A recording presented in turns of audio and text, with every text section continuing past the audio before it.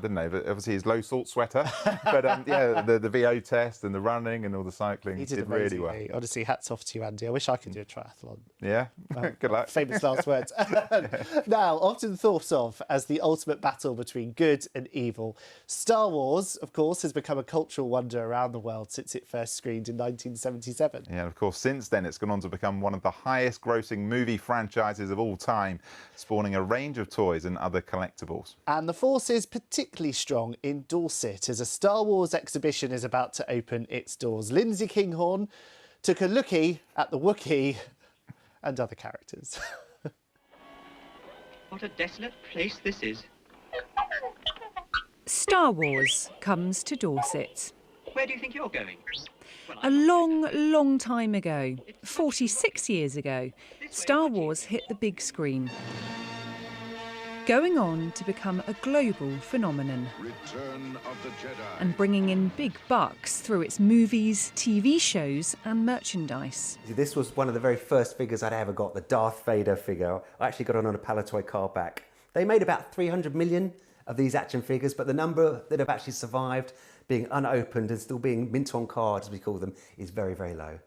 Matt Fox is a Star Wars collector extraordinaire. Now his memorabilia is about to go on display here at the Museum of East Dorset in Wimborne.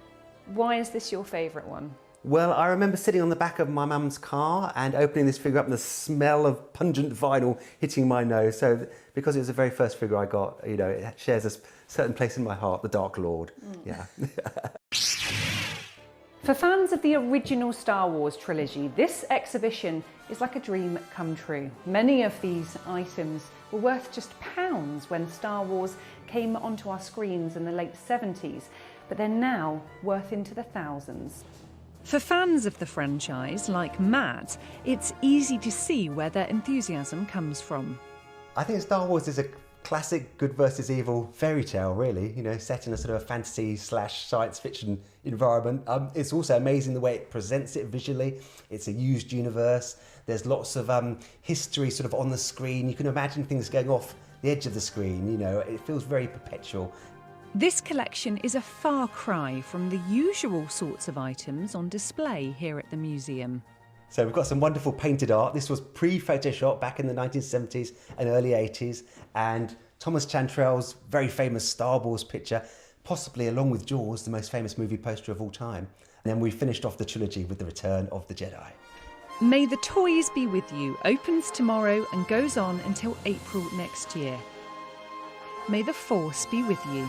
Lindsay Kinghorn, BBC South Today, Wimborne. It's fabulous, isn't it? How It everything's is. kept in such pristine condition. Yeah, a lot know. of attention. How do you do that? Honestly, The some Force, isn't it? passion. That's how you do it. It is the Force. Alex is with us now. I tell you what, the Force has been with us weather-wise today. It's been a thoroughly miserable day, hasn't it? Yes, and the weekend, today at 4 o'clock, it was 18 Celsius in Buckinghamshire. Then it was 11 Celsius at 5 o'clock. Can you believe it? Temperatures are going down. Let's take a look at the weather pictures. Francis Timms captured the blustery morning in Warsash. Yeah, Craig Richardson photographed George. Hello, George, at Castle Hill Nature Reserve in Salisbury today. And Janie B took this shot from Benbridge Down this afternoon. That's on the Isle of Wight. Autumn has arrived this weekend and we'll see the